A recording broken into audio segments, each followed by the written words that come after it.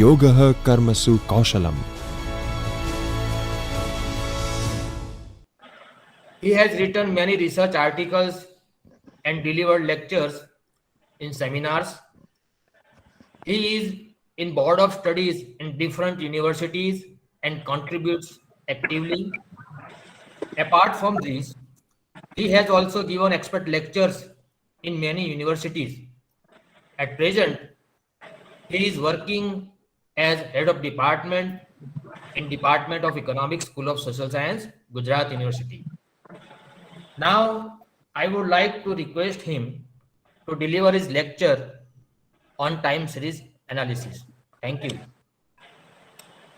Thank you Deepak. Good afternoon students and friends. आज हम लोग जो स्टार्ट करेंगे वो हैगा टाइम सीरीज एनालिसिस. खास करके जो रिसर्च से रिलेटेड बातें होती है उसमें there are two types of research होते हैं. उसके अंदर जो टूल्स यूज होते हैं रिसर्च के, वो टूल्स के बारे में आज हम लोग बात करेंगे. और उसमें भी जो खास करके एक मैथमेटिकल टूल्स होते हैं और दूसरे होते हैं वो स्टैटिस्टिकल टूल्स होते हैं.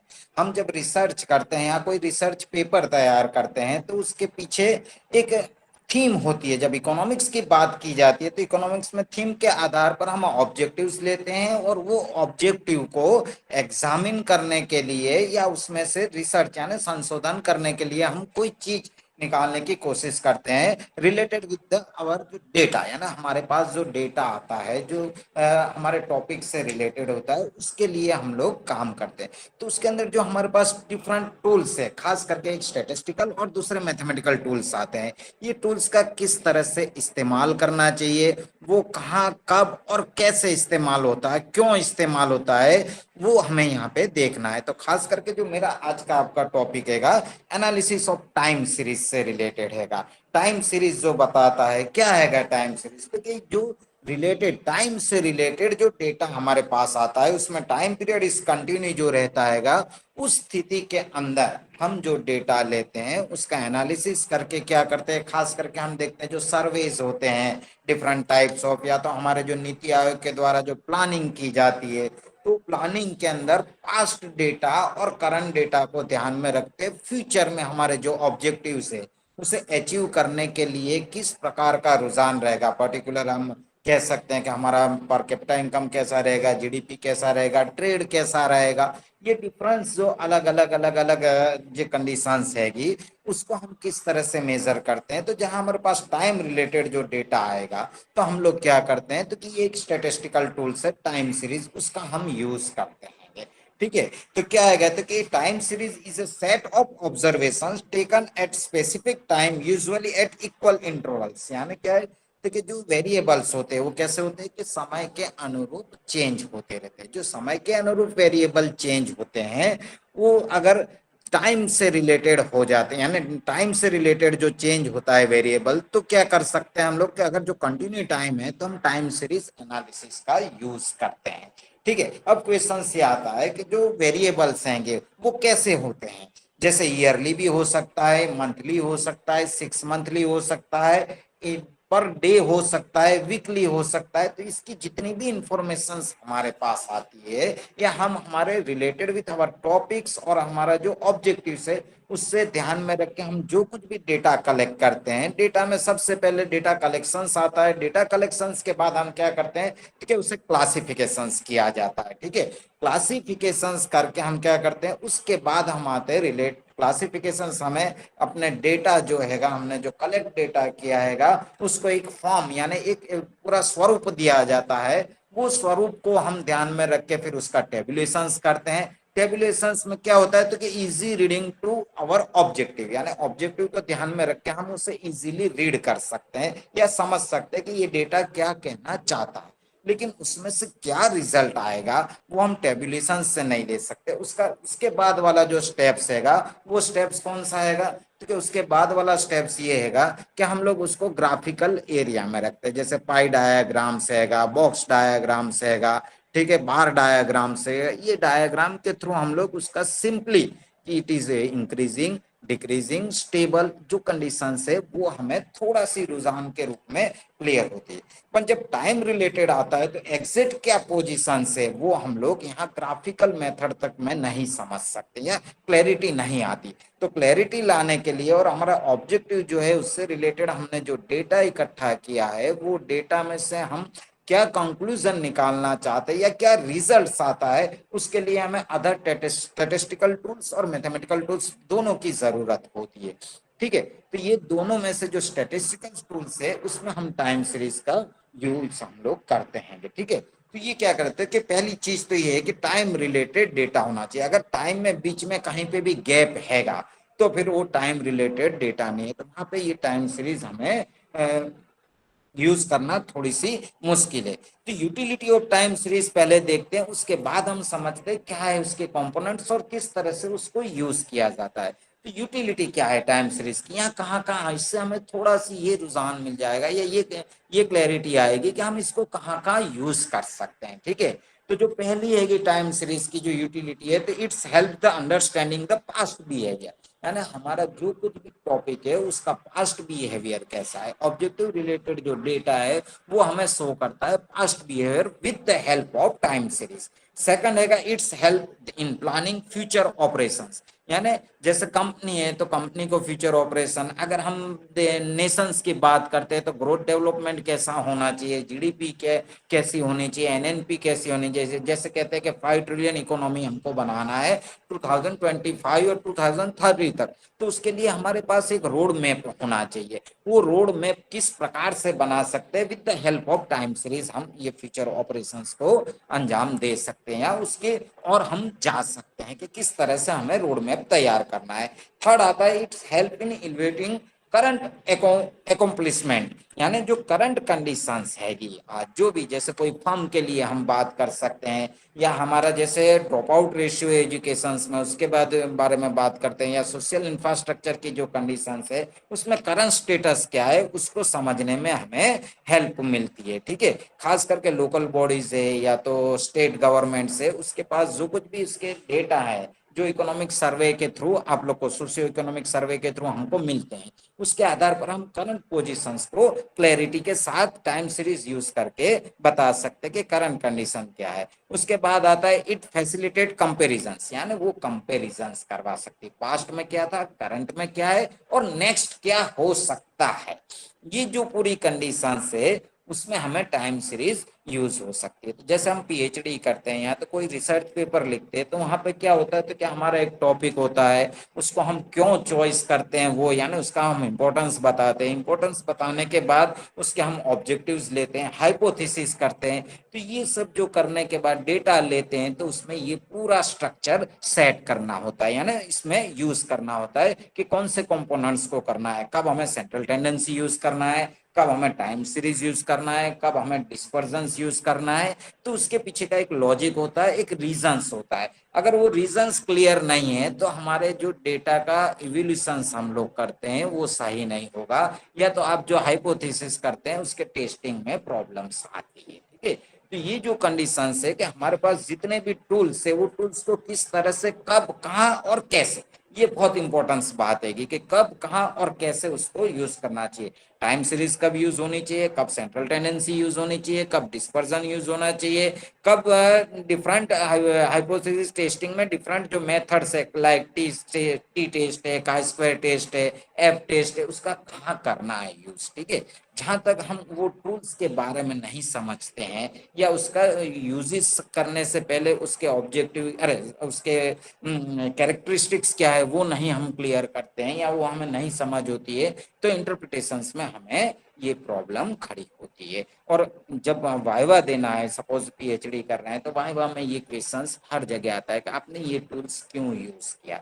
तो मेरा आपका आज का जो लेक्चर्स है वो इसी से रिलेटेड है कि हम कौन सा टूल्स कब यूज करते हैं, उसमें पर्टिकुलर जब टाइम सीरीज की बात आती है तो टाइम सीरीज कैसे यूज करना चाहिए। तो मैंने पहले आपको टाइम सीरीज का मीनिंग बताया कि जो समय पर आधारित जो भी वेरिएबल्स हम लेते हैं उसके लिए हम टाइम सीरीज यूज कर सकते हैं, उसमें गैप नहीं होना चाहिए फर्स्ट। अब जो समय है, टाइम पीरियड है, टाइम पीरियड पर डे भी हो सकता है, यानी दैनिक भी हो सकता है, वीकली भी हो सकता है, मंथली भी हो सकता है और ईयरली भी हो सकता है। और कुछ ऐसे संशोधन है कि उसमें सालों साल ले सकते हैं हम, ठीक है।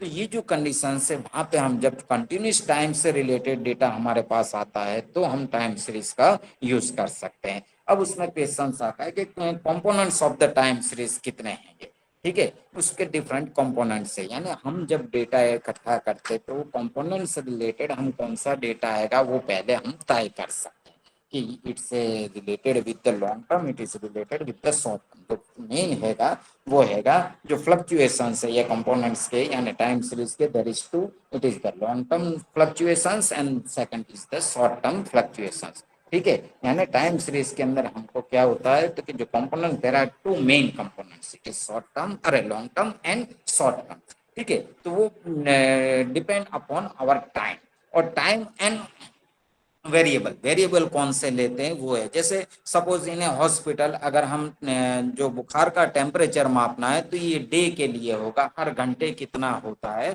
तो वन डे का जो कुछ भी हमारे पास डेटा हैगा टेम्परेचर का, वो हम क्या कर सकते हैं तो क्या वो हम लोग लॉन्ग अरे शॉर्ट टर्म के लिए यूज कर सकते हैं, ठीक है। लॉन्ग टर्म में कितना होगा तो क्या मोर देन 1 ईयर से रिलेटेड जो भी डेटा होता है वो डिपेंड अपॉन आवर वेरिएबल। ये चीज को खूब अच्छे से ध्यान में रखना है। अगर बुखार की बात किया आएगा, फीवर हैगा, तो फीवर को हम 5 दिन का भी डेटा करते तो इट इज लॉन्ग टाइम, उसको हम लॉन्ग टाइम कह सकते हैं, बिकॉज 5 दिन कंटिन्यू या 1 वीक कंटिन्यू हमने उसको एग्जामिन किया है। यानी हमारे वेरिएबल्स कौन से हैं, हमारे ऑब्जेक्टिव कौन से, उससे रिलेटेड हमारा लॉन्ग टर्म और शॉर्ट टर्म फ्लक्चुएशंस यानी कि डेटा कलेक्शंस के थ्रू हम लोग ये तय कर सकते हैं। अब लॉन्ग टर्म जो हैगा उसके अंदर भी डिफरेंस है और शॉर्ट टर्म है उसके अंदर भी। तो सेकंड हैगा जो लॉन्ग टर्म है उसके अंदर देयर आर टू, एक उसको ट्रेंड के रूप में पहचानते हैं, ठीक है, और दूसरा हैगा साइक्लिकल फ्लक्चुएशंस। ये दो लॉन्ग टर्म रिलेटेड फ्लक्चुएशंस अरे कंपोनेंट्स है टाइम सीरीज के। शॉर्ट टर्म के there are two components is there, जो फर्स्ट हैगा वो सीजनल फ्लक्चुएशंस है और सेकंड हैगा जो हैगा इनरेगुलर फ्लक्चुएशंस। यानी कंपोनेंट्स की बात करते हैं तो there are 4 components in a time series, ठीक है। कौन से first it is trend, second is the cyclical fluctuations, third it is the seasonal variations or seasonal fluctuations, and fourth it is the irregular fluctuations. It is depend upon your data, your variable and your objective, ठीक है। ये तीनों पे depend करता है। Another जो dependency है वो किस पे हैगी तो it is related with the natural conditions and sociological conditions. अगर सोशियोलॉजिकल डेटा हैगा तो सपोज कास्ट के से रिलेटेड है तो उसके अंदर भी क्या होगा तो सोशियोलॉजिकल इम्पैक्ट उस पर असर करता हैगा। तो ये जो कंडीशन है उसमें हम सबसे पहले देखते हैं कि जो कंपोनेंट लॉन्ग टर्म कंपोनेंट में ट्रेंड क्या बताता है, ठीक है। ये सबसे बड़ी चीज है कि ट्रेंड क्या शो करता है तो कि ट्रेंड जो हैगा वो रुझान, हम सिंपली उसको कहते हैं कि रुझान, यानी कि हमारे जो कुछ भी वेरिएबल्स है उसमें लॉन्ग टर्म जो फैक्टर्स अफेक्ट करते हैं, ठीक है, वो क्या करते हैं उसके आधार पर उसको हम समझाने की कोशिश करते हैं। तो it is called long term fluctuations और ट्रेंड के रूप में पहचाना जाता है, ठीक है। इसमें क्या होता है तो कि जो हमारा वेरिएबल है उसकी जो वैल्यूज है वो वैल्यूज कितनी होती है तो कि लॉन्ग टर्म या तो बढ़ती है इट इज इंक्रीजिंग, या तो घटती है यानी इट इज डिक्रीजिंग, और इट इज कांस्टेंट। ये जो कंडीशंस है या ये जो कैरेक्टर्स बताते हैं वो ट्रेंड से रिलेटेड होते हैं। अगर उसके एग्जाम्पल रहे तो पॉपुलेशन ग्रोथ का बात कर सकते हैं हम इकोनॉमी के अंदर, फिर जो अनएम्प्लॉयमेंट है वो कितना है उसको हम बता सकते हैं, डेथ रेट या बर्थ रेट कितना आएगा और कैसा आएगा लास्ट 10 ईयर्स, 10 ईयर्स, 50 ईयर्स या 100 ईयर्स का जो डेटा हम लेते हैं। तो ये जो हैगा रुझान है, जैसे हम पॉपुलेशन ग्रोथ है तो पॉपुलेशन की जो गिनती होती है एवरी 10 ईयर्स होती है।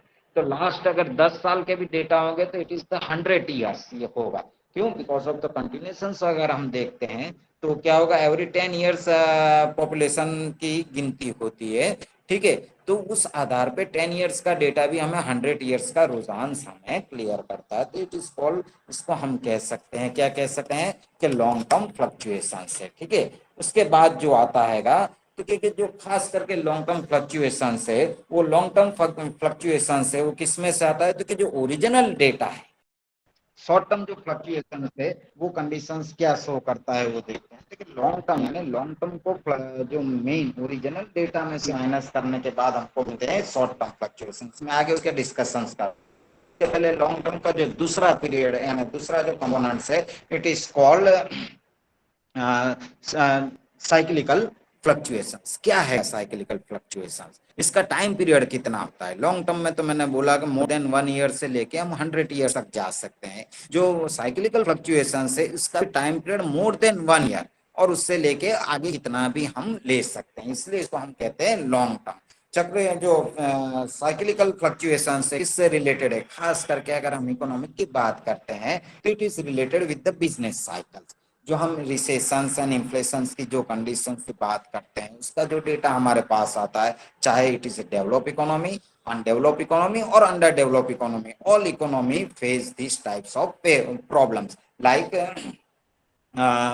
साइक्लिकल फ्लक्चुएशन से रिलेटेड रिसेशंस एंड इन्फ्लेशन। ठीक है, तो ये जो कंडीशन है उसको अगर हमें समझाना है और उसकी इम्पैक्ट क्या है, तो कि it is not go to the inflation हम जीरो लेवल नहीं ला सकते या रिसेशन को हम जीरो लेवल नहीं ला सकते, पर उसके जो इम्पैक्ट हैगी वो इकोनॉमी पे मिनिमाइज हम कर सकते हैं। इन्फ्लेशन के इम्पैक्ट को मिनिमाइज कैसे करना है, तो गिवन डेटा हैगा उसको ध्यान में रख के कौन से स्टेप्स लेना चाहिए या कौन से फैक्टर्स यानी मॉनेटरी स्टेप्स लेना है, फिस्कल स्टेप्स लेना है, उसको ध्यान में रख के हम लोग डिस्कस कर सकते हैं। तो ये जो साइक्लिकल फ्लक्चुएशन है वो मोर देन 1 ईयर से रिलेटेड होता है। और खास करके इकोनॉमी में अगर कहते हैं तो बिजनेस साइकिल ऐसा वेदर में होता है, वेदर रिपोर्ट भी लॉन्ग टर्म होता है, वो भी फ्लक्चुएट होता रहता है और उसका भी साइक्लिकल फ्लक्चुएशन हमको देखने को मिलता है। तो ऐसी कई जगह है, कई चीजें ऐसी है कि जो हमें साइक्लिकल यानी रिपीटेशंस होता है, थोड़े समय के बाद जो घटना है चेंज होती है और वापस वही घटना थोड़े से चेंज के साथ, जो ओरिजिनल घटना थी उसमें थोड़े से चेंज के साथ वो वापस हमारे सामने आती है, तो इसको हम कहते हैं साइक्लिकल फ्लक्चुएशंस। ठीक है, उसके बाद वाला जो हैगा शॉर्ट टर्म फ्लक्चुएशंस। तो कि जो लॉन्ग टर्म फ्लक्चुएशंस हम लोग ट्रेंड और साइक्लिकल फ्लक्चुएशंस दोनों में से एक भी अगर हम ढूंढते हैं और उसके अंदर से हम लोग क्या करते हैं, खास करके ट्रेंड में से अगर हम ओरिजिनल वैल्यू है ना, हमारा जो डेटा हमने लिया है उसको अगर हम माइनस कर देते हैं तो हमको जो मिलता है it is called short term fluctuations. Short term fluctuations में there are two components is there, first is the seasonal fluctuations and next is the irregular fluctuations. ठीक है, तो खास करके जो सीजनल फ्लक्चुएशन से हम लोग देखते हैं कि सीजन अनुरूप जो चेंज देखने को मिलता है, खास करके हम जो मार्केट में है, तो मार्केट में गर्मी की मौसम है तो कॉटन कपड़े के डिमांड ज्यादा होगी। अगर ठंड का सॉरी तो जो बारिश की मौसम में जो पोजीशन हमको देखने को मिलती है उसमें क्या होता है, तो कि जो रेनी सीजन रिलेटेड जो चीजें हैं उसकी डिमांड हमें बाजार मिलती है। तो सीजनल फ्लक्चुएशन से वो क्या होता है, तो कि लेस देन 1 ईयर जो डेटा हमारे पास होता है it is related with the seasonal fluctuations. ठीक है, तो जो सीजनल फ्लक्चुएशंस होता है it is related with the short period, it is less than 1 year, less than or more than 1 year it is related with the long term fluctuations, and less than 1 year it is related with the short term fluctuations। ठीक है, तो उसके अंदर खास करके मैंने बताया कि जो सीजन के अनुरूप जो कुछ भी चेंज हैगा वो हम लोग को मिलता है। इसके बाद आता है इनरेगुलर फ्लक्चुएशंस। जब हमारा डेटा हम लोग क्लियर करते हैं तो जो वो डेटा में खास करके नेशनल कैलामिटीज है या तो वेदर से रिलेटेड जो कोई प्रॉब्लम है या अनएक्सपेक्टेड कंडीशंस है like recession due to the war. ठीक है, एक कंडीशन ये भी आती है, इट इज अनएक्सपेक्टेड है। उसके बाद क्या होता है, तो कि सीजन में ज्यादा बारिश आ जाना है उसके कारण जो डेटा में चेंजेस आता है, तो ये है इनरेगुलर। जो इन्फ्लेशन है, रिसेशन है, इसके कारण जो इनरेगुलर चेंजेस आते हैं वो चेंजेस हम लोग किसके थ्रू निकालते हैं, तो कि खास करके उसको हम इनरेगुलर फ्लक्चुएशंस के रूप में पहचानते हैं। क्योंकि जो शॉर्ट टर्म फ्लक्चुएशंस है उसमें से अगर हम सीजनल फ्लक्चुएशंस को माइनस कर देते हैं तो उससे क्या फायदा रहता है, तो कि उससे मिलने वाला जो रिजल्ट है it is called irregular fluctuation. Economy के अंदर या हमारे जो रिसर्च है, रिसर्च के अंदर इनरेगुलर फ्लक्चुएशंस की इम्पैक्ट ऑल ओवर डेटा पर और ऑल ओवर कंक्लूजन्स पर बहुत छोटी देखने को मिलती है, ठीक है, रेयर देखने को मिलते हैं। बिकॉज ऑफ ये क्या होता है, इनरेगुलर, इसका कभी तय नहीं होता है कि कब ज्यादा होगा कब कम होगा, ठीक है। तो इस प्रकार की जो इनरेगुलर फ्लक्चुएशंस है हम लोग डेटा में उससे जब एनालिसिस करते हैं तो कभी अगर ज्यादा नहीं है तो उसको निग्लेक्टेड एरिया में रख सकते हैं, जिसको हम जब मैथमेटिकल टर्म्स में कहते हैं तो यूआई के रूप में, यानी कुछ वेरिएबल्स को हमने ध्यान में नहीं लिया है या उसका इंपॉर्टेंस रिसर्च में बहुत कम हैगा। हाँ, इम्पैक्ट हैगी, लेकिन इम्पैक्ट की जो ऑल ओवर इफेक्ट हैगी वो ऑल ओवर इफेक्ट कैसी हैगी, बहुत कम है। ये जो समझाने की कोशिश की हैगी वो क्या हैगी, तो कि इनरेगुलर फ्लक्चुएशंस में। तो हम जब स्टार्ट करते हैं यहाँ पे सीधी सी बात है, अगर हमें इनरेगुलर फ्लक्चुएशंस पे भी जाना है तो सबसे बड़ी प्रॉब्लम ये है कि सबसे पहले हमें ट्रेंड जाना है, ठीक है। यानी टाइम सीरीज डेटा के अंदर सबसे पहले लॉन्ग टर्म फ्लक्चुएशंस निकलेंगे, उससे रिलेटेड ओरिजिनल डेटा है जो है उसको हम माइनस करेंगे तो हमें शॉर्ट टर्म मिलेंगे। लॉन्ग टर्म में there are two components is there, कौन सा है, पहला ट्रेंड, यानी सबसे पहले ट्रेंड निकालना है, ठीक है। फिर उसके बाद हम लोग क्या कर सकते हैं, उसमें से शॉर्ट टर्म में जा सकते हैं ओरिजिनल डेटा को माइनस करने के बाद। ओरिजिनल डेटा को माइनस करते हैं किससे, ट्रेंड में से, तो हमें क्या मिलता है, शॉर्ट टर्म। शॉर्ट टर्म में फिर देयर आर टू, इस द एक सीजनल वेरिएशन है और दूसरा इनरेगुलर है। और जो साइक्लिकल वेरिएबल हैगा, साइक्लिकल वेरिएबल क्या है,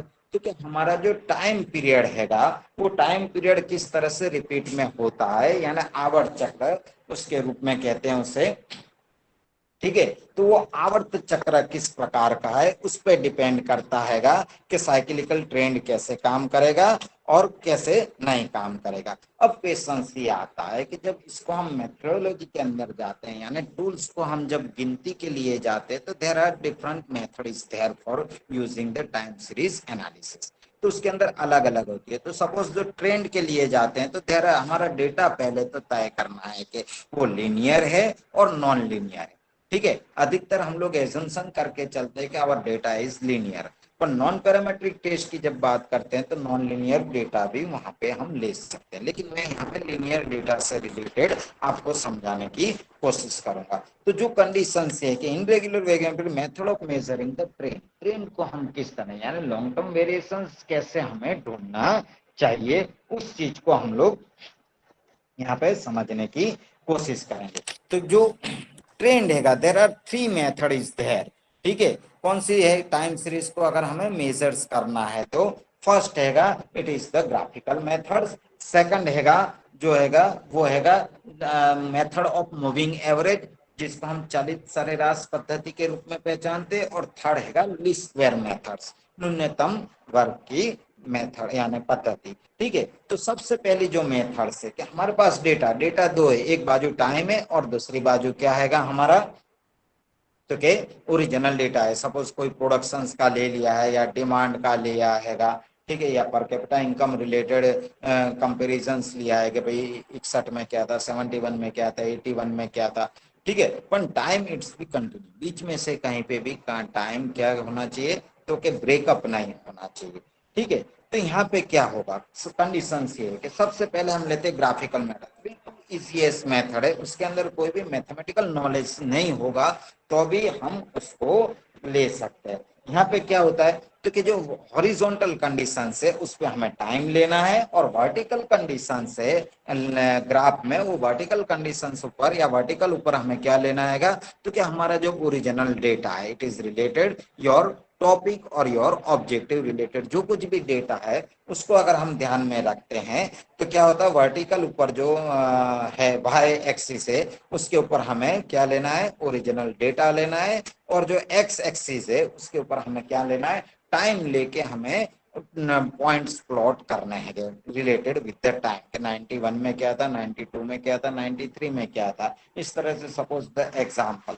और वो जो प्लॉट हम ग्राफ पे ये करते हैं उसको फिर जोड़ना है, तो जब जोड़ते हैं ग्राफ में तब क्या होता है, इट इज अनइवन, यानी वो क्या होता है, तो के टेढ़ा मेढ़ा आपको दिखाई देता है। तो उससे रुझान क्या होगा, उससे रुझान हम नहीं ले सकते हैं, या तो उससे ट्रेंड नहीं निकाल सकते। तो क्या करना है, तो क्योंकि वहां से एक फ्री हैंड ड्रॉ करना है जो nearest to the your plotted points, यानी आपके पास जो भी प्लॉटेड पॉइंट्स है वो प्लॉटेड पॉइंट्स के सबसे नजदीक और मैक्सिमम कमी को अगर वो पूरा करता है तो उसको एक स्ट्रेट लाइन यानी लिनियर लाइन उसे खींची जाती है। इट इज पॉजिटिव भी हो सकती है, अपवर्ड स्लोपिंग है it is positive, downward sloping है इट इज नेगेटिव, और स्ट्रेट लाइन है यानी पैरेलल टू एक्स एक्सिस है तो it is showing the constant. तो ये जो कंडीशन है उसके अंदर हमें एक फ्री हैंड लाइन बताना है यानी रिलेटेड विद जो मैक्सिमम आपके फ्लोटिंग पॉइंट हैंगे उसके ऊपर से निकलनी चाहिए, उससे नियरेस्ट निकलनी चाहिए। अब यहाँ पे क्वेश्चन से वो जो लाइन है it is called showing A train, उसको ट्रेन कहते हैं। पर यहाँ पे क्या होता है, तो इसका फायदा क्या है, पहले ये ग्राफिकल मेथड का वो समझते हैं, फिर उसमें कौन से प्रॉब्लम्स क्रिएट होते हैं वो भी मैं आपको समझाऊंगा। फर्स्ट क्या है, तो कि ये समझने के लिए एकदम इजी है, ठीक है। फिर ट्रेन को बहुत जल्दी से बता देता है, it is positive, it is negative और इट इज द कांस्टेंट, ठीक है। फिर यहाँ पे तो क्या हमारा डेटा लिनियर होना जरूरी नहीं है, ग्राफिकल मेथड का ये सबसे बड़ा बेनिफिट है। और उसके बाद वाला जो कंडीशन है वो जो फायदा दूसरा आएगा कि उसमें मैथमेटिकल नॉलेज नहीं है तो भी हम लोग उसको ट्रेंड को फाइंड कर सकते हैं, ठीक है। पर यहाँ क्वेश्चन ये आता है कि जब ट्रेंड बनाते हैं तब कंडीशन ये आती है कि जितने लोग होंगे सेम डेटा में डिफरेंट टाइप्स ऑफ पर्संस के थ्रू जो अगर उसे ड्रॉ किया जाता है तो वो कैसा होगा, तो कि डिफरेंट ट्रेंड लाइन हमको मिलती है। यानी एग्जैक्ट कौन, तो कि जिसके पास अच्छा नॉलेज है वही एग्जैक्ट निकाल सकता है। एग्जैक्ट का मीनिंग ये होता है कि जो हमारे प्लॉटेड एरियाज हैं, जो प्लॉटेड पॉइंट्स है, वो प्लॉटेड पॉइंट्स के ऊपर से लाइन निकल स्ट्रेट लाइन निकलनी चाहिए या तो उसके नजदीक से निकलनी चाहिए। अब क्वेश्चन आता है कि ऊपर से निकल गई तो प्रॉब्लम नहीं है, it is showing the positive negative और कांस्टेंट जो भी बताता है। पर नजदीक की जो पॉइंट्स है कि जिसके पास से लाइन निकलती है तो वो दोनों के बीच का डिफरेंसेस है वो एक तो एक्स से यानी एक्स एक्सिस से पैरेलल होगा और दूसरा होगा वाई एक्सिस से पैरेलल होगा। तो जो एक्स एक्सिस और वाई एक्सिस से पैरेलल जो डिफरेंसेस दिखते हैं वो डिफरेंसेस को हम सिंपली कहते हैं डिस्पर्जन्स। यानी हम जो मैथ्स में जाते हैं, स्टैटिस्टिक्स में जाते हैं तो x माइनस एक्स बार जो कहते हैं, यानी ओरिजिनल वैल्यू से आपका मीन कितना डिफरेंट में हैगा वो जो शो करता है it is showing A dispersion. So dispersion की जितनी मिनिमाइजेशन किया जाए ग्राफ में उतना क्या होगा, तो क्या हमारा जो रुझान से वो नियरेस्ट टू हमारा ऑब्जेक्टिव हमको मिलेगा, ठीक है। तो ट्रेंड में ये व्यक्ति ये इसकी सबसे बड़ी ग्राफिकल मेथड में ये उसकी सबसे बड़ी लिमिटेशंस है, ठीक है। तो लिमिटेशंस में यही देखना है कि जो हम लोग ग्राफ ड्रॉ करते हैं वो ग्राफ में से जो लिनियर लाइन यानी बेस्ट फिट लाइन हम उसको कह सकते हैं, पर वो आएगा इसके अंदर तो जो लीस्ट स्क्वायर मेथड से उसके थ्रू हम लोग बेस्ट फिट लाइन फाइंड करेंगे। यहाँ क्या होता है तो कि फ्री हैंड से हमें ड्रॉ करना है। तो ये इसका सिंपलेस्ट सबसे बड़ा ये हैगा, हम जो ग्राफ बनाते हैं ग्राफ के अंदर ये चीज हम लोग रख सकते हैं सॉरी इसके अंदर कंडीशन से आएगी कि there are two condition is showing. First original data का जो प्लॉटेड पॉइंट है उसको जोड़ के जो ग्राफ बनाते हैं वो होगा, और दूसरी कंडीशन ये होगी कि उससे हमने बीच में से एक लिनियर लाइन ड्रॉ की हैगी, ठीक है, जो हमें क्या बताएगा ट्रेंड, यानी ओरिजिनल वैल्यू और trend both are showing in a graph, ठीक है। तो ये ग्राफिकल मेथड्स है, ठीक है, जिसके अंदर बिना मैथ्स का बेस होने के बावजूद भी हम लोग क्या कर सकते हैं, हमारे डेटा का एनालिसिस कर सकते हैं।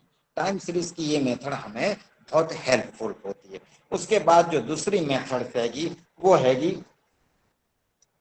मेथड ऑफ मूविंग एवरेज, ठीक है। अब मेथड ऑफ मूविंग एवरेज क्या हैगा इसको समझना चाहिए हमें कि when a trend is to be determined by the method of moving averages, the average value for a number of years or month or week is secured, and this average is taken as the normal or trend value for the unit of time falling at the middle of the period covered in the calculations of the averages. The effect of averaging is to give a smoother curve, lessening the influence of the fluctuations that pull the annual figures away from the general trend, यानी उससे वो अलग होगा। क्या होगा? तो कि जो डिफरेंसेस है, जो फ्लक्चुएशंस है, फ्लक्चुएशंस क्या होते हैं? मूविंग एवरेज मेथड के अंदर काम होते हैं। ग्राफिकल में क्या होता है? तो कि maximum on A trade line, यानी बेस्ड इन लीनियर लाइन हम लोग कहते हैं, उसके ऊपर आता है। यहाँ पे क्या होता है? तो कि हमें जो डेटा है, डेटा एक रुझान देता है, एक कंडीशंस देता है। वो conditions related with the years हो सकती है, मंथ हो सकती है, वीक हो सकती है, कोई भी हो सकती है, पर वो क्या होता है? Repeating. By applying this method, it is necessary to select a period for moving average, such as 3-yearly moving average, 5-yearly moving average, 8-yearly moving average, this one, and etc. The period of moving average is to be decided in the light of the length of the cycle. यानी हमारे पास जो data है, data की cycle कैसी है, length कैसी है। Since the moving average method is most commonly applied to data which are characterized by cyclical movement, it is necessary to select a period for moving average which coincides with the length of the cycle, otherwise the cycle will not be entirely removed, यानी उसको हम निकाल नहीं सकते। ठीक है, तो ये उसकी जो कंडीशंस है कि खास करके मूविंग एवरेज में हमें सबसे पहले क्या है? तो कि इट इज रिलेटेड या it is depend upon averages. वो किसके सिद्धांत पे चलता है?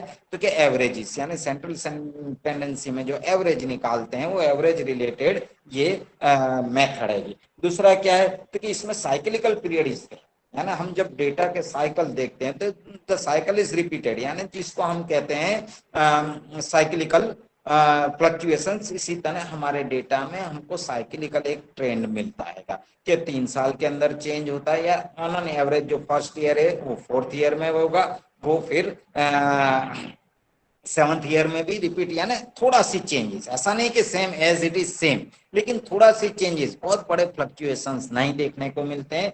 तो ऐसा हमें साइक्लिकल पीरियड निकालना है। इट इज रिलेटेड, वो 3 साल का भी हो सकता है, 5 साल का भी हो सकता है, 7 साल का भी हो सकता है, 4 साल का भी हो सकता है। ठीक है, तो इसके अंदर हमें मैथमेटिकल नॉलेज की जरूरत रहती है सबसे पहले साइक्लिकल पीरियड निकालने के लिए। अगर साइक्लिकल पीरियड हमने सही से नहीं निकाला हैगा तो हमको मिलने वाला ट्रेंड हैगा वो सही नहीं होगा। ठीक है, तो ये चीज है। दूसरा क्या है? तो कि इसके अंदर सेकंड कंडीशन है गए कि जो हमें हमारे पास जो सीरीज है, टाइम सीरीज, यानी हमारे पास जो डेटा हैगा वो कैसा होना चाहिए? इट इज लीनियर रिलेटेड, यानी लीनियर सुरेख होना चाहिए। अगर सुरेख नहीं है तो हम ये मेथड का यूज नहीं कर सकते। ठीक है, साइक्लिकल पीरियड मैंने बताया। बेनिफिट क्या है इसका, ये समझने की जरूरत है। क्यों हमें ग्राफिकल मेथड के थ्रू? क्योंकि दोनों भी ग्राफ में भी जाते हैं, दोनों में भी ग्राफ बनाते हैं, और बिना ग्राफ भी मूविंग एवरेज मेथड हम यूज कर सकते हैं। क्वेश्चन ये आता है कि इसका बेनिफिट क्या है, या तो जो ग्राफिकल मेथड से उसकी लिमिटेशंस को ये कैसे रिमूव करता है। तो खास करके क्या होता है? तो कि इसमें सबसे पहले एवरेजेस यूज होता है, तो जो इनरेगुलरिटीज है डेटा में वो ऑटोमेटिक दूर हो जाती है, because of 3 years, 4 years, 5 years, 6 years, 7 years, जो भी हम साइक्लिकल पीरियड्स लेते हैं, अधिकतर क्या होता है 3, 5, 7 इस तरह से देखने को मिलता है। तो जो भी साइक्लिकल पीरियड लेते हैं उससे क्या होगा? तो कि उनके बीच में, यानी एवरी ईयर जो कोई अनसर्टनिटी हैगी, या तो जो इनरेगुलरिटीज है कि खास करके डेटा के अंदर जो हमको मिला है, डेटा हमने लिया है, पर डेटा में जहाँ इनरेगुलरिटीज है या तो बड़े फ्लक्चुएशंस है, तो वो इनरेगुलरिटीज को क्या करेगा? मिनिमाइज कर देगा, जीरो नहीं करता है। इस चीज को ध्यान में रखना है आप लोगों को, क्योंकि क्या होता है अधिकतर हम लोग करते हैं जब हाइपोथेसिस टेस्टिंग करते हैं तो एग्जैक्ट माप लेके आते हैं, 100% नहीं होता, बिकॉज ऑफ हमारे जो हमने ऑब्जेक्टिव्स लिए हैं, ऑब्जेक्टिव रिलेटेड हमने जो डेटा इकट्ठा किया है उसमें कुछ डेटा जो हमारे लिए जरूरी था उसको हमने निग्लेक्ट किया हैगा। या हम जैसे जब मॉडल में जाते तो हम कहते हैं कि अदर फैक्टर्स आर में भी कांस्टेंट, या कांस्टेंट देखने को मिलते हैं, या उसकी इम्पैक्ट इसमें छोटी सी है तो हमने ध्यान नहीं रखा, लेकिन impact is there. Therefore, there is no यानी जीरो इनरेगुलरिटीज होगी या जीरो लेवल पे आएंगे, ऐसा कभी नहीं होता है। अगर हम डेटा के अंदर जो हमारा एग्जिट टू एग्जिट आता है तो इसका मीनिंग है कहीं या तो डेटा को मैनिपुलेट किया गया है या डेटा में कहीं गलती है, ऐसा रिजल्ट्स आने की संभावना रेयर केस में रहती है। ठीक है, दूसरा क्या है? तो कि इसको समझने के लिए भी एकदम इजी हैगा, बिकॉज ऑफ क्या है कि प्लस करना है और एवरेज निकालना है। ठीक है, यानी मीन निकालना है। ठीक है, मीन से भी हो सकता है मीडियन, मोड का यूज नहीं होता है, कभी कभार मीडियन यूज होता है, मैक्सिमम वो it is related with only and only mean, वो मीन से निकाला जाता है। ठीक है, रिजल्ट भी क्या है तो कि रिलायबल रिजल्ट मिलता है। ठीक है, और क्या होता है तो कि एग्जैक्ट वैल्यू ऑफ योर जो ट्रेंड है उसकी एग्जैक्ट वैल्यू मिलती है। ग्राफिकल मॉडल में मेथड में आपको एग्जैक्ट वैल्यू नहीं मिलती, रुझान मिलता है, but value is not there. Here trend में एग्जैक्ट वैल्यू इज देयर। ठीक है, ये उसकी सबसे बड़ा फायदा है। तो इसकी लिमिटेशंस भी आएगी, कौन सी लिमिटेशंस हो सकती है उसको भी हमें सोचने की जरूरत है। पहले मेरिट्स देख लें। The method is simple as compare to the method of least square. इसके बाद वाले जो मेथड है मैथमेटिकल मेथड से, उससे ये मेथड कैसी आएगी, सिंपलेस्ट है। इजीली उसको क्या करना है, प्लस करना है, प्लस करने के बाद एवरेज निकालना है। ठीक है, फिर सेकंड है it is flexible method of measuring trend for the reasons that if a few more figures are added to the data, the entire calculation are not changed, we only get some more trend values। यानी इसमें अगर data में कुछ add करना है पीछे से, जैसे रिसर्च में हम जब पीएचडी करते हैं तो उसके लिए टाइम पीरियड होता है, 3, 3.5, 4 साल लगते हैं। तो शुरुआत में हमने जो टाइम पीरियड लिया है, फिर यूं लगता है कि नहीं अभी लेट हुए हैं, तो पीछे वाला जो है लेटेस्ट डेटा है उसको भी इसमें ऐड किया जाए। तो उस समय ये मूविंग एवरेज मेथड है वो हमें हेल्पफुल रहती है, क्योंकि उसमें पूरा चेंज करने की जरूरत नहीं है, पीछे से ऐड करके जो टाइम रिलेटेड डेटा है उसको ऐड करके और रुझान हम लोग निकाल सकते हैं। ठीक है, और थर्ड है इसका, if the period of moving average happens to coincide with the period of cyclical fluctuation in the data, such fluctuations are automatically eliminated। यानी कुछ ऐसे हैं कि जिसका कभी कभार उसकी इम्पैक्ट देखने को मिली है इकोनॉमी में, तो ऐसे जो इनरेगुलर फ्लक्चुएशन है वो ऑटोमेटिक इसके अंदर क्या होते हैं, एलिमिनेट यानी निकल जाते हैं, उसकी इम्पैक्ट क्या होती है, ऑटोमेटिक निकल जाती है। तो हमें एग्जैक्ट रुझान यानी जो हमें चाहिए या जिस प्रकार का हम डेटा लेके बैठे हैं या जिसके हम टाइम सीरीज यूज कर रहे हैं, वहां पे क्या होगा तो कि इसको बहुत आसानी से हम यूज करके जो उसके इनरेगुलर फ्लक्चुएशन से उसकी इम्पैक्ट को हम छोटा कर सकते हैं।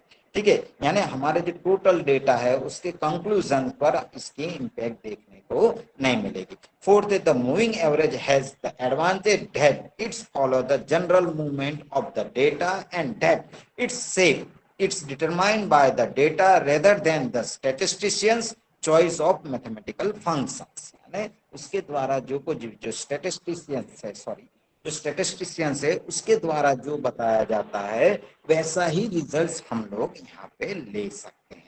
ग्राफिकल में हमें स्टैटिस्टिशियन जो एक्सपर्ट्स हैं उसको हम ले सकते हैं, उसके द्वारा किया गया जो है वो रुझान हम लोग एक्चुअल मान सकते हैं। यहाँ पे हम लोग ये मेथड से हम लोग उसी तरह से इसको ले सकते हैं।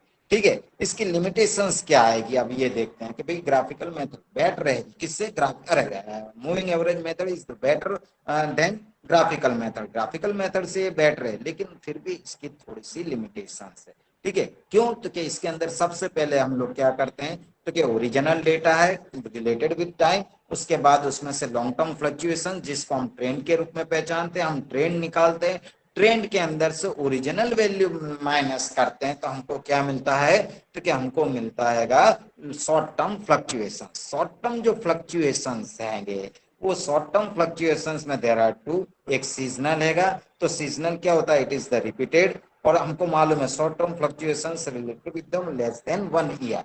ठीक है, तो 1 ईयर के अंदर जो सीजन के अनुरूप चेंज होता है, खास करके एग्रीकल्चर कमोडिटीज है उसके अगर डिमांड सप्लाई की बात करते हैं, जो पॉपुलर मॉडल में भी हमको देखने को मिला है, जो एग्रीकल्चर रिलेटेड जो कलीग्स हैं उनको ये मालूम होगा कि ये किस तरह से काम करता है। तो जो होता है कि प्राइस अप एंड डाउन होती है, स्टेबल नहीं रहती है, एवरी 1 ईयर 2 ईयर प्राइस में क्या होता है तो फ्लक्चुएशंस पहले जैसा, because of supply is increasing and demand is constant rate increase, small constant rate increasing agriculture sectors में देखने को मिलता है।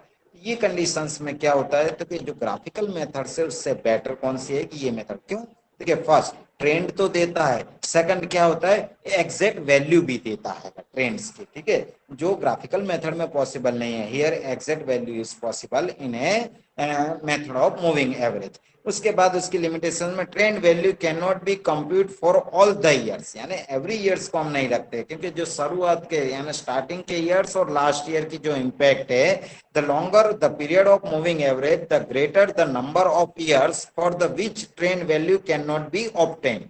ठीक है, यानी पहले सालों की और एंड के सालों की जो वैल्यूज है, जैसे 3 इयर्स लिए तो पहले साल पहला 1 साल और लास्ट का 1 साल नहीं होगा। सपोज 5 इयर्स लिए तो पहले 2 साल और लास्ट के 2 साल नहीं होगा, तो उसको हम लोग फाइंड आउट नहीं, या उसके इम्पैक्ट को हम लोग फाइंड आउट नहीं कर सकते। तो ये उसकी मेन लिमिटेशन है। दूसरा है great care has to be exercise in selecting the period of moving average, यानी जो साइक्लिकल पीरियड है वो बहुत बड़ी एक्सरसाइज है। अगर उसमें कहीं पे भी गलती होगी तो यहाँ पे हमको जो ट्रेंड मिलेगा वो ट्रेंड में हमें दिक्कतें आएगी, या तो एग्जैक्ट नहीं मिलेगा जो हम चाहते हैं जैसा होना चाहिए, चाहते हैं उसकी वजह जैसा होना चाहिए। Third, since the moving average is not represent by mathematical function, this method can not be use the forecasting which is one of the main objective of the trend analysis. Trend analysis time series का main objective क्या है, क्योंकि हमारे पास जो available data है उसका analysis तो करना ही है, उससे हमें पास्ट पोजीशंस क्या थी, करंट पोजीशंस क्या थी और कंपैरिजंस, ये 3 चीज तो मिलती है, but prediction it is not possible. ठीक है, प्रिडिक्शंस के लिए ठीक है time series is also shows the predictions, वो प्रिडिक्शंस दे सकता है, पर ये मूविंग एवरेज मेथड से नहीं। प्रिडिक्शंस के लिए हम लोग दो स्टैटिस्टिकल टूल्स को ज्यादा इंपॉर्टेंस देते हैं। एक है जो अगर कंटिन्यू टाइम रिलेटेड डेटा है यानी टाइम सीरीज रिलेटेड डेटा है तो go to the least square method से, यानी टाइम सीरीज में हम लीस्ट स्क्वायर मेथड से ढूंढ सकते हैं। और अनदर जो हैगा डेटा अगर रिलेशनशिप से रिलेटेड जो डेटा हैगा तो हम कहाँ चले जाते हैं, go to the regression analysis. ठीक है, कोरिलेशन नहीं, कोरिलेशन में हमें जो अभी टाइम सीरीज में moving method of moving averages जो बताती है वैसी ही कंडीशंस कौन बताएगा, तो के कोरिलेशंस बताएगा। लेकिन अगर हम रिग्रेशंस में जाते हैं तो क्या होता है, तो कि रेसिप्रोकल इफेक्ट भी हम लोग वहां पे देख सकते हैं, और एक वेरिएबल की दूसरे वेरिएबल पर कितनी इम्पैक्ट होती है उसके बाद वो डेटा को एनालिसिस करके फ्यूचर में क्या मिलेगा, ठीक है, या फ्यूचर में क्या कंडीशंस या फ्यूचर प्लानिंग के अंदर हम लोग उसको यूज करके बता सकते हैं कि अगर इसी प्रकार का ट्रेंड चलता हैगा तो लॉन्ग टर्म फ्यूचर में हमको ये रिजल्ट्स मिलेगा। तो यहाँ पे टाइम सीरीज उस चीज को क्लियर नहीं करती है। ठीक है, और लास्ट है when the trend situation is not linear the moving average lies either above or below the true sweep of the data. ठीक है, यानी अगर वो लिनियर नहीं है तो क्या होगा, या तो ज्यादा या तो कम, ऐसी कंडीशंस बताएगा, एग्जैक्ट कंडीशंस को वो नहीं लेगा। तो the purpose of the investigator does not call for current analysis or forecasting. The trend is linear and the cyclical variations are regular, both the period and amplitudes जो condition है उसको बताएंगे। ठीक है, तो ये सेकंड जो है ग्राफिकल मेथड से बेटर है, पर इसकी भी एक लिमिटेशन, जो अगर सबसे बड़ी लिमिटेशन है तो प्रिडिक्शन इज नॉट देयर, यानी हम प्रिडिक्शंस को नहीं कर सकते हैं। ठीक है, या उसका रुझान हमें फ्यूचर में कैसा मिलेगा वो हम लोग फाइंड नहीं कर सकते, तो ये इसकी सबसे बड़ी लिमिटेशन है। उसके बाद आती है जो नेक्स्ट है भी, it is called least square methods. ठीक है, लीस्ट स्क्वायर मेथड्स क्या है, it is purely based on mathematical economics. Statistical method से पर उसमें हमें मैथमेटिकल जो नॉलेज है उसकी जरूरत पड़ती है। ठीक है, अगर मैथमेटिकल नॉलेज नहीं है तो इस प्रकार की मेथड को यूज करना थोड़ा मुश्किल है। अभी क्वेश्चन ये आता है क्या कि सर ये सब जो हम लोग टाइम सीरीज है, डिस्पर्सन है, सेंट्रल टेंडेंसी है, ये सब जो हैगा यानी जो मेथड्स और टूल्स जो हमारे पास अवेलेबल है उसको हम तो साजम या SPSS में डालते हैं, तो हमारा डेटा डाल के हम जो चाहते हैं वो हमको 1A4 साइज पेपर पे इसका रिजल्ट्स मिलता है।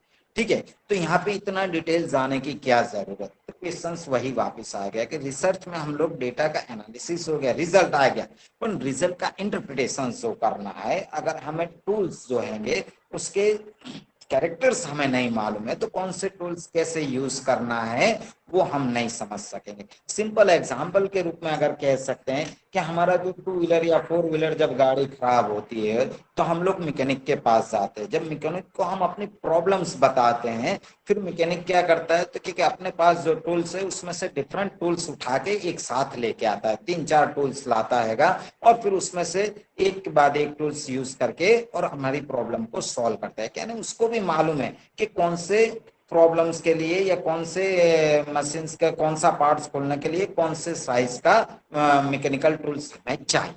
ठीक है, तो इसी तरह हमारे पास जो ये मेथड्स है, जो यानी जो कंप्यूटर रिलेटेड हमारे पास जो प्रोग्राम्स है, उसके पास से हम लोग जो रिजल्ट्स लेते हैं, रिजल्ट का इंटरप्रिटेशन इज मस्ट। कोई भी चीज है, रिजल्ट ले जाने के बाद अगर हम हाइपोथेसिस टेस्टिंग करते हैं, एक्सेप्टेड और रिजेक्टेड जब आता है तो क्यों आता है, उसकी टेबल वैल्यू क्या है, कैलकुलेटेड वैल्यू क्या आएगी, ठीक है, और उसको किससे टेस्टिंग किया गया है, ठीक है, यानी डिग्री ऑफ फ्रीडम किस तरह से लिया गया है, ये जो पूरी कंडीशन से, तो उसका बेस हमारे पास क्लियर होना। तो हम क्या कर सकते हैं कि हमारे पास जो A4 साइज का जो पेपर में हमको जो रिजल्ट्स मिला है, उसके थ्रू हम एनालिसिस करके इंटरप्रिटेशंस भी कर सकते हैं, और क्या हमारा डेटा कहना चाहता है या हमारा रिसर्च क्या कहना चाहता है, एक्चुअल कंडीशंस क्या हैगी, वो कैसे बताता है, वो पूरी चीजें हमें क्लैरिटी के साथ मिलती है। क्यों हमने ये टूल्स यूज किया है, तो जहां तक आपको टूल्स के बेसिक कैरेक्टर्स और उसका यूजेस नहीं मालूम होगा, वहां तक कि हम वो टूल्स को कहाँ कैसे यूज करना है, जो मैंने बताया कहाँ कैसे और कब यूज करना हैगा, वो हम क्लियर नहीं कर सकते।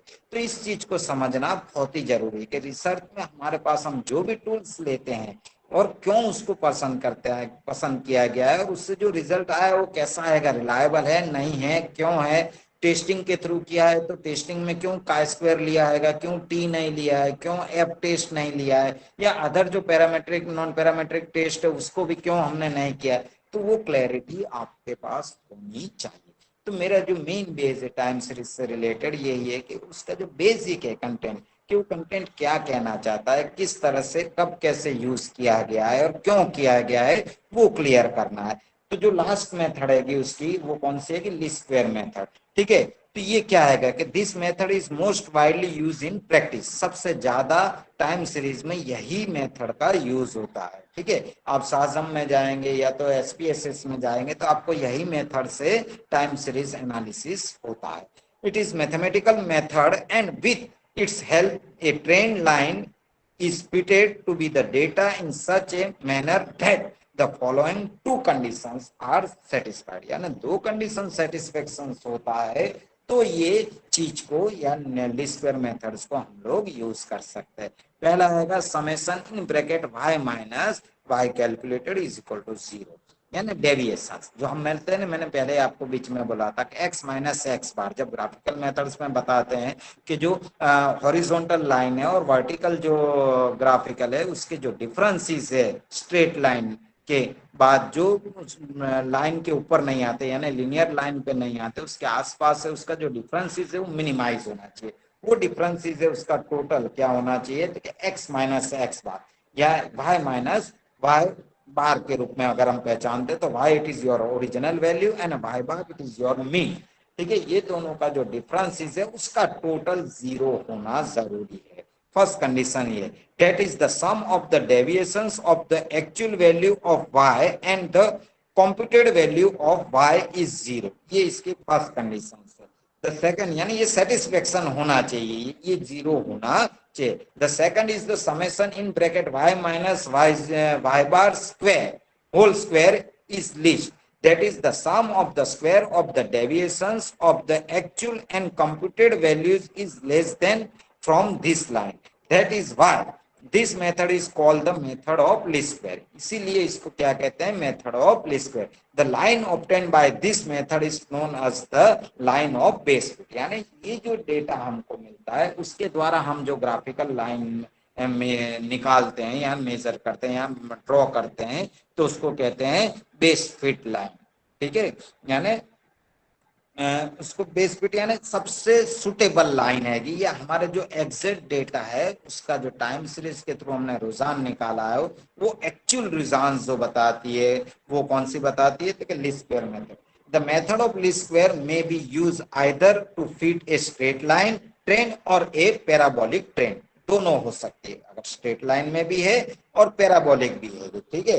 तो क्या है, तो डिपेंड आवर डेटा, हमारा डेटा कैसा आएगा ये। The straight line trend is represented by the equation, उसका एक इक्वेशन है, अगर स्ट्रेट लाइन लेना है जिसको हम लिनियर लाइन या बेस फिट लिनियर लाइन के रूप में पहचानते हैं, तो इसका हैगा y is equal to a plus b x, small a plus small b into capital X, where y is equal to used to designate the calculate और estimated value of y, जो y हैगा यहाँ पे वो क्या है, तो क्या आपके estimate value. a is the y intercept और the value of the y variable when x is 0। a क्या बताता है, तो सपोज x की वैल्यू 0 है तो y कितना होगा, वो इंटरसेप्ट क्या बताता हैगा a। यहाँ हम लोग हिंदी में इसको अंतखंड के रूप में भी पहचानते हैं। b रिप्रेजेंट, जो स्मॉल b है, b represent the slope of the line और the amount of change in y variable that is associated with the change of the unit of x variable, यानी y में जो change, x में जितना change होता है उतना यहाँ क्या होता है, y में चेंज होता है। ठीक है, y is equal to a plus b x में जो राइट साइड है a प्लस बी एक्स में जो x वेरिएबल है it is the independent variable and the y, अगर लेफ्ट साइड जाते हैं, अरे हाँ लेफ्ट साइड जाते हैं, आपकी साइड में देखेंगे तो लेफ्ट साइड, मेरी साइड से देखेंगे तो right side, y is equal to showing a independent variable है, ठीक है। तो इंडिपेंडेंट वेरिएबल है वो क्या बताता है, तो कि जो अरे sorry dependent variable, y is equal to dependent variable, तो डिपेंडेंट वेरिएबल ये बताता है कि अगर इंडिपेंडेंट वेरिएबल में कोई चेंजेस होता है तो वो चेंजेस की इम्पैक्ट डिपेंडेंट वेरिएबल y पर देखने को मिलती है।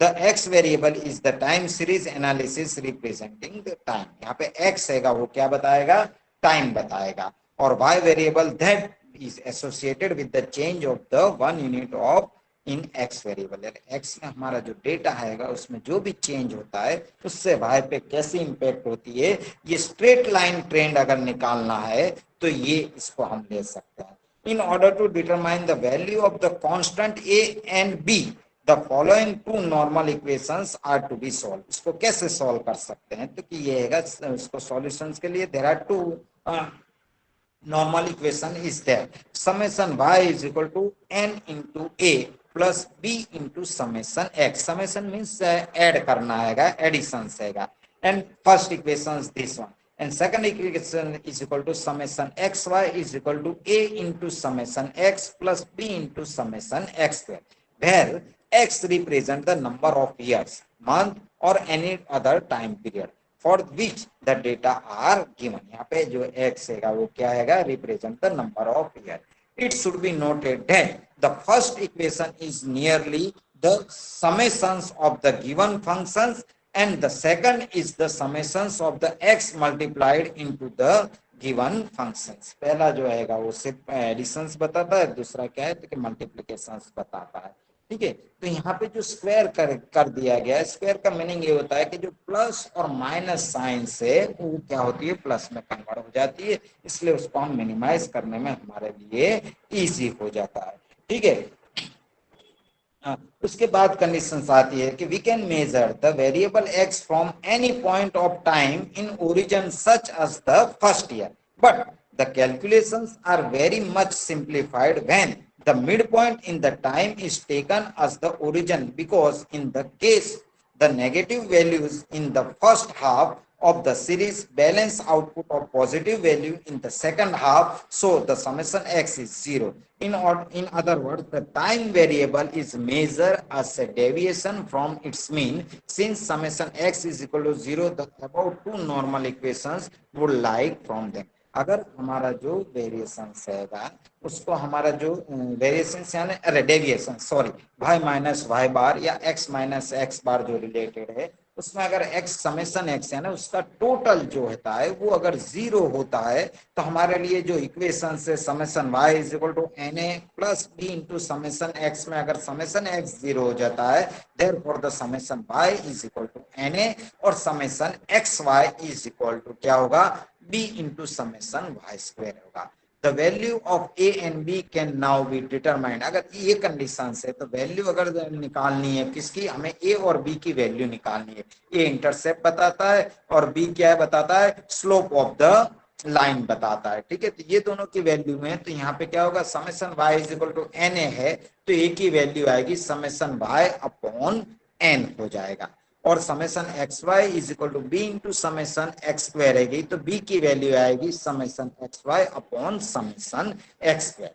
The constant a gives the arithmetic mean and mean of y and the constant b indicates the rate of change. कैसे रेट ऑफ चेंज होता है उसको बताता है। यहाँ पे थोड़ा आप लोगों को मैथमेटिकल नॉलेज और सेंट्रल टेंडेंसी और डिस्पर्जन, स्क्यूनेस एंड डिस्पर्जन, इसका नॉलेज होना जरूरी है। अगर इसका नॉलेज नहीं है, उसकी मेथड्स या उसके फॉर्मूला आप नहीं जानते हैं, तो आप इसको समझाने में आपको दिक्कत आएगी। Result is the best because of base fit line is so by the find by the least square methods। ये सबसे ज्यादा हेल्पफुल हो सकती है, पर साथ में ये भी है कि अगर मैथमेटिकल बैकग्राउंड यानी मैथमेटिकल एंड स्टैटिस्टिकल बैकग्राउंड नहीं है जिसके पास, उसको पहले ये चीजें बताने के मेजर ऑफ सेंट्रल टेंडेंसी समझना है, स्क्यूनेस समझना है, डिस्पर्जन समझना है, तीनों के बीच का डिफरेंस क्या है उसको समझना है। उसके बाद अगर हमें ये यूज करते हैं तो उससे हमें मिलने वाला रुझान या ट्रेंड है वो कैसा होगा, बेस्ट होगा। आप समझ सकते हो, इस चीज को हम कभी निगलेक्ट नहीं कर सकते। तो हमारे पास जो डेटा है, डेटा का जो इंटरप्रिटेशन हमने निकाला है, तो जो हमको रिजल्ट मिलेगा ए बी का मिलेगा, और बेस फिट लाइन के लिए जो डेटा अवेलेबल होगा यानी जो रिजल्ट मैथ्स के थ्रू हम यूज करके जो रिजल्ट लाएंगे वो रिजल्ट हमारा कैसा होगा, परफेक्ट होगा। ठीक है, तो उसके आधार पर हम जो कुछ भी प्रिडिक्शंस करते हैं कि सपोज 2022 में अगर इन्फ्लेशन रेट 7% है और पास इन्फ्लेशन रेट को देख के और जीडीपी को देख के अगर हम आगे निकलते हैं तो आने वाले समय में कैसा कंडीशंस होगा, या तो जो रिसेशंस आने वाला है, अभी कहते हैं कि वर्ल्ड रिसेशंस आएगा। ठीक है, तो उसकी इम्पैक्ट को इंडियन इकोनॉमी में कैसे कम किया जाए, जीरो नहीं कर सकते पर कैसे कम किया जाए रिसेशंस को, उसके लिए कौन से स्टेप्स लेना चाहिए, तो ये डेटा लेके टाइम सीरीज का हम लोग समझ सकते हैं। सपोज 2008 में क्या कंडीशंस थी, अब क्या कंडीशंस आ रही है, ये जो पूरा क्राइटेरिया है उसको अगर हम समझते हैं तो हम प्रिडिक्शंस कर सकते हैं कि भाई आने वाले समय में जो रिसेशंस आने वाला है उसकी इम्पैक्ट इंडियन इकोनॉमी पे कितनी होगी, इम्पैक्ट के साथ साथ लोगों पे भी होगी तो कितनी होगी, ग्रोथ एंड डेवलपमेंट पे कितनी होगी, और उसके कारण हमारा जो नेक्स्ट प्लानिंग है आने वाले समय का उस पे कैसी असर होगी, या उसके लिए हमें किस तरह से रिसोर्स एलोकेशंस करना है वो हम समझ सकते हैं। किस चीज को पहले प्रायोरिटी देनी है, किस चीज को बाद में प्रायोरिटी देनी है, वो हम लोग ये टाइम सीरीज डेटा से हम लोग निकाल सकते हैं। तो ये पूरा जो कंडीशंस है टाइम सीरीज डेटा की वो ये है। यानी इसमें क्या होगा, तो कि सबसे बड़ा फायदा ये हैगा कि हम लोग यहाँ पे ठीक है पास कंडीशंस को भी टाइम सीरीज से समझ सकते हैं, करंट कंडीशंस को भी एनालिसिस करते हैं through the use of time series. अगर हम लीस्ट स्क्वायर मेथड का यूज करते हैं तो हम फ्यूचर में क्या कंडीशंस है या प्रिडिक्शंस भी हम लोग कर सकते हैं। ठीक है, कंपेरिजंस करना है तो कंपेरिजंस में भी ये मेथड हम लोग को यूज होती है ना, टाइम सीरीज हमको हेल्पफुल होता है। खास करके बिजनेस पर्सन है या फर्म चलाते हैं या इंडस्ट्रियल सेक्टर्स में है, तो जो इनकम और एक्सपेंडिचर है या तो डिमांड और सप्लाई है उसको समझने और उसके लिए फ्यूचर में क्या करना चाहिए वो डिसीजन लेने के लिए भी ये हेल्पफुल हो सकती है। अगर इकोनॉमिक्स के बाहर करें तो जो जियोग्राफी वाले लोग हैं, सोशियोलॉजी वाले लोग हैं, उन लोग भी इसका यूज कर सकते हैं कि पास्ट क्या था, करंट क्या है और फ्यूचर क्या है। यानी ये एक ही टूल्स ऐसा है कि आपको तीनों चीजों, पास्ट की कंडीशंस को क्लियर करता है, करंट में क्या कंडीशंस है वो भी बताता है, और फ्यूचर में क्या हो सकता है या हो जो तुम्हारे पास अवेलेबल डेटा और अवेलेबल ऑब्जेक्टिव उसके दौरान फ्यूचर में क्या कंडीशंस है वो भी आप लोग को ये क्या कर सकता है, क्लियर कर सकता है। तो इस तरह से जो पूरा टाइम सीरीज एनालिसिस हैगा वो यहाँ पे मैंने बताया हैगा। अब इसके साथ दूसरे भी गाई में ऐसे जैसे सेंट्रल टेंडेंसी आपको समझनी पड़ेगी, स्क्यूनेस समझना पड़ेगा, ठीक है, डिस्पर्जन को समझना पड़ेगा। दूसरा मैंने जैसे एग्जांपल्स दिया था आप लोगों को कि भाई वो जो मैकेनिक है, मैकेनिक डिफरेंट टूल्स लेता है ना, हमारे पास एक टूल्स का पूरा बाजार है, यानी पूरी कंडीशन है कि या पैकेट है, वो पैकेट में से हमें क्या करना है, कौन से स्टेटिस्टिकल टूल्स कब हमें रिसर्च में यूज करना है, कौन सा मैथमेटिकल टूल्स कब करना है, उसका इंटरप्रिटेशन में किस तरह से लेना है। जहां तक आप लोग इस चीज को नहीं समझेंगे कि उसका बेस क्या आएगा, तो उसे कहाँ कब और कैसे यूज करना है, वो क्लैरिटी नहीं आएगी।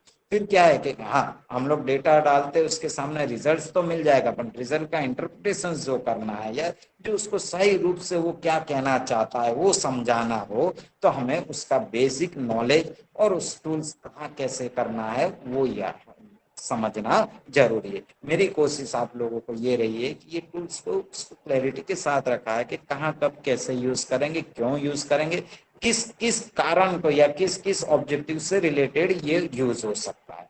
By listening this lecture, I am confident that the information and knowledge we got from this lecture regarding time series analysis will be useful to us.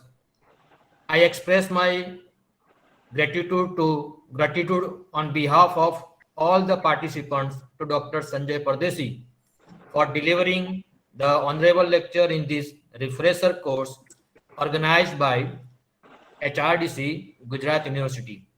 Thank you to all. Thank you, Sanjay sir. हाँ, thanks.